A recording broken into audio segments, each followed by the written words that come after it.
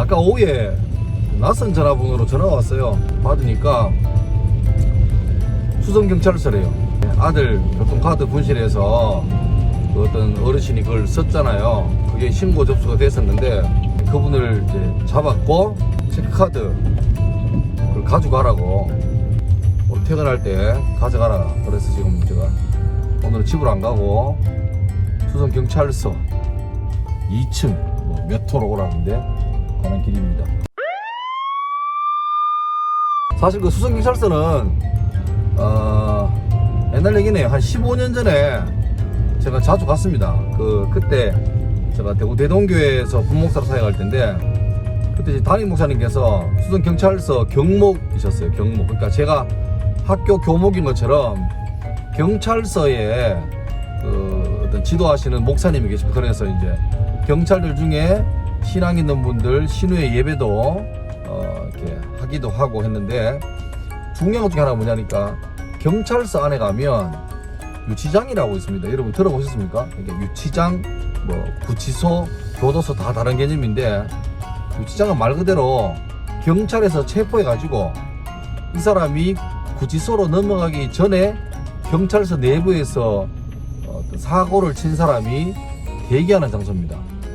거기에 제가 일주일에 고정적으로 한 번씩 하루씩 그래서 설교를 이렇게 몇 달 들어간 기억이 있습니다. 색다른 경험이었죠. 그러니까 형사관지 강력계인지 몰라 하여튼 그 어떤 철문을 2개인가를 지나가면 제 지금 옛날 기억이지만 맞다면 이렇게 2층으로 돼. 딱 들어가면 그러니까 복층같이 약간 부채꼴 모양으로 그러니까 딱 중간에 경찰이 앉아 있으면 부채꼴 모양으로 다 이쪽에서 한 사람이 앉아서 관찰하기 쉽게 그렇게 2층으로 되어 있습니다. 그래서 1층에 한 4방, 5방 정도 있고 2층에 똑같이 있고 그래 있었는데 한 방에 한 명씩 이렇게 넣어놓는데 신기했던 게 거기가 관할이 수성경찰서니까 최근에 어젯밤에 아니면 이틀 사흘 전에 수성구 관내에서 사건 사고 친 사람이 거기에 있는 거예요. 만약에 어제 달구벌 대로에서 음주 사망 교통사고가 났다. 어젯밤에 뉴스 봤으면 그 사람이 거기에 있는 거지요. 제가 참 고민스러웠던 게 호칭을 어떻게 부를까 너무 고민했어요. 선생님이라 할 수도 없고 저기요도 애매하고 그런다고 막말로 나쁜 놈 이럴 수도 없잖아요. 그래서 되게 고민했던 기억이 나는데 또 거기에 이제 들려보내면 안에 일하는 그 경찰 그분은 별로 높은 분 아닌가 그냥 앉아서 그냥 책상에 앉아 가만히 있고 감시하고 그런 건데 그분은 그냥 제가 들어가면 인사하고 그 다음에 자기 그냥 가만히 앉아 있어요. 그냥 자기로 봐서는 그냥 연례 업무죠.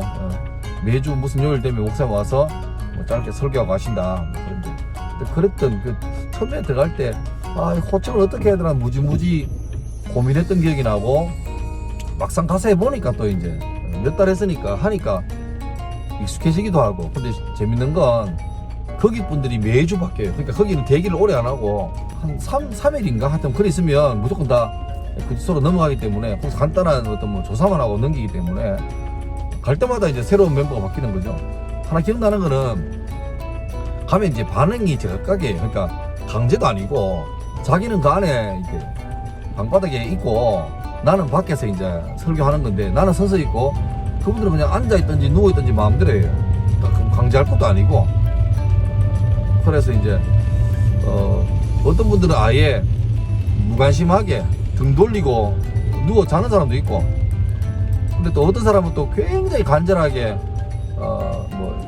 나를 눈 맞추는 사람이 있는데 하나 기억나는 건 뭐냐니까 내가 전하는 설교 말씀에는 별로 그냥 관심은 없는 거 같고 그냥 마치고 하여튼 여러분 힘든 세월 지나지만 이번 기회를 통해서 더 견고해지고 단단해지고 같은 그런 격려도 하고 이렇게 해서 짧게 하고 나오는데 계속 불러요. 그러니까 옆에 있는 경찰은 절대 그런 거 하지 말아야 하는데 경찰은 물론 계속 나한테 신호를 보내요.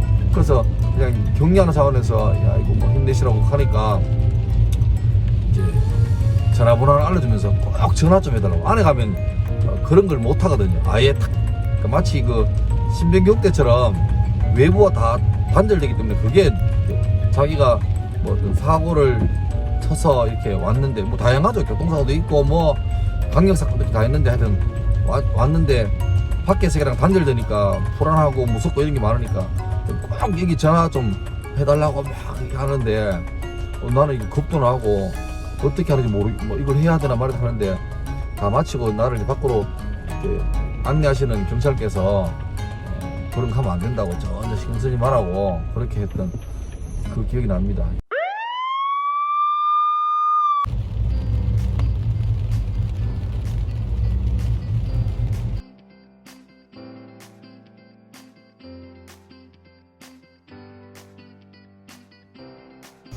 예, 경찰서.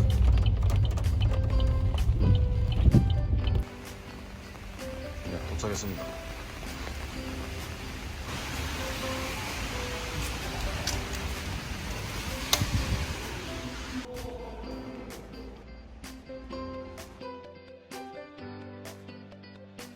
네, 간단하게 처리하고 왔습니다. 예, 다 마치고 나왔습니다. 제가 심장이 쫄아가지고 아마 저 안에서는 제가 못하고 나왔는데 뭐 전에 했듯이 우리 아들이 이제 체크카드를 분실했는데 그걸 어떤 어르신이 습득해서 몰래 쓰신 거죠. 금액은 많지 않아요. 뭐 2만 원 안 되는 금액인데 근데 이제 그걸 이제 쓰셨는데 신고를 신고하려고 하는 거 어떻게 하는지 물어보는데 이게 신고되는 바람에 일이 커졌는데 하여튼 방금 생활 뭐 형사과 중에서 생활 뭐 범죄인가 그쪽 과에서 연락이 와서 이제 그분 이제 잡았고 처벌을 원하시냐 하길래 뭐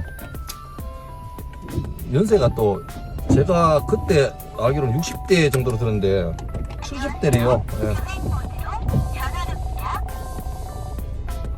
연세도 70대가 되셨고 또 이제 들어보니까 또 노모를 90대 노모를 모시고 있는 뭐 좀 생활이 안 좋으신 분 같은데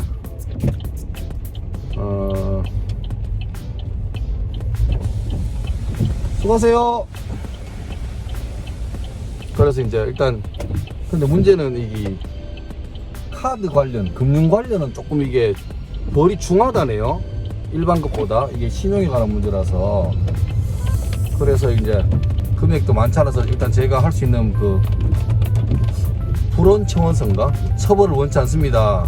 그에 관련된 걸 이제 내고 그러면 이제 경찰에서 요 업무를 딱 마감해 가지고 검찰 쪽으로 송치한다 그러죠. 넘기면 이제 그 사람을 처벌할지 말지에 대한 어떤 전권은 이제 경찰은 떠났고 검찰에서 알아서 하는 거죠.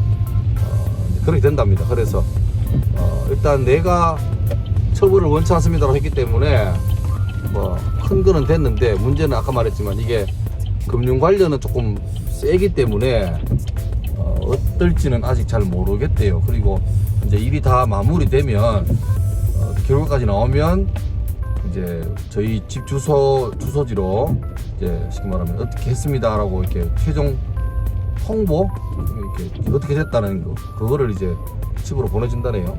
제가 느낀 거는 우리나라 경찰 이 시스템이 참 이렇게 믿을만하다, 든든하다 그걸 새삼 느끼네요. 그러니까 되게 친절하게 그러니까 경찰에 대해서 솔직히 보통 사람들은 경찰을 잘 이렇게 접하지 않으니까 좀 두렵기도 하고 머쓱한데 방금도 가니까 이제 사무실에 지금 시간이 5시 넘었는데 우리 같으면 퇴근하는 시간인데 이제 그분들은 뭐 또 경찰 시스템을 잘 모르지만 하여튼 뭐 일하시면서 이제 학교 교사도 오해인 게 여러분 수업 시간에 아이들 가르치는 게 다가 아니거든요. 잘못 알면 일주일에 수업 뭐 20시간 뭐 15시간 야 그건 일주일에 노동자들은 막 50몇 시간씩 하는데 그냥 꼴이지 않느냐 하는데 그거 말고 자기 업무가 되게 많아요. 저는 교목이라서 그 업무보다는 또 다른 차원의 일이 많지만 하여튼 이제 경찰도 보니까 단순하게 현장 가서 뭐 이렇게 조사하고 범인 검거하고 하는 일도 많지만 하나 하면 또 그에 대한 어떤 서류 작업들 굉장히 그러니까 저한테 이제 푸른 청원선 같은 그걸 쓰는데 제가 물어요. 어떻게 아버님 뭐 처벌 원하십니까 할 때 제가 뭐 굳이 또 그 어르신 못되게 해가 어떻게 하겠습니까 라고 하니까 잠깐만 계셔보라더니만 막 쳐요. 쳐드리만 제가 하고 싶었던 말을 꼭 담아가지고 푸른 청원서라는 A4 한 장짜리 문서를 딱 만들어 왔어요. 그러니까 전문가지 전문가. 그러니까 그분들은 워낙 그걸 많이 하시니까 아예 뭐 일정한 포맷이 있겠죠, 그죠? 어떻게 한다 있겠죠. 그러니까 보면서 느끼니까 경찰도 그냥 우리가 알고 있는 뭐 가서 뭐 하고 하는 업무 외에도 이 문서 업무가 굉장히 많겠구나라는 생각이 들었습니다. 그래서 우리나라 경찰 참 믿을만하다, 든든하다. 그리고 뭐 워낙 일이 많으니까 신고하고 바로 그날 막 탁탁 하고 이건 아니겠지만 그래도 하여튼 뭐 하나 싶은 생각이 들었는데 알고 보니까 글쎄 다 자기 열심히 하고 있다는 거. 사무실로 접수가 되면 지구대에서 바로 출동을 하고 그 지구대에서 초등 뭐 수사를 하겠죠. 한 다음에 이제 지금 자기 전문 업무가 아니면 이제 본서에 있는 각 파트에 해당 부서에 이렇게 연계를 하고 그럼 그분들이 나오셔가지고 전문적으로 수사를 하고 그래서 하고 이런 일을 보면서 참 잘 돼 있다. 전 세계적으로 우리나라만큼 치안이 잘 된 나라는 없다고 저도 생각하고 있고 또 그런 평가를 굉장히 많이 듣습니다. 밤에 동네를 그냥 슬리퍼 신고 돌아다닐 수 있는 전 세계 거의 유일한 몇몇 안 되는 정말 그런 나라. 저는 또 딸 키우는 입장에서 딸이 많은 입장에서 밤에 딸내미 돌아다니는 게 그래도 부모 마음에 조금 불안한 것도 있고 하지만 그래도 우리나라만큼 이렇게 범죄에 대해서 범죄율이 낮고 안전하고 치안이 든든한 나라는 없다. 경찰에게 감사의 마음을 드리며 또 제 주변에도 경찰분들이 여러분 계시는데 수고 많습니다. 덕분에 잘 살고 있습니다.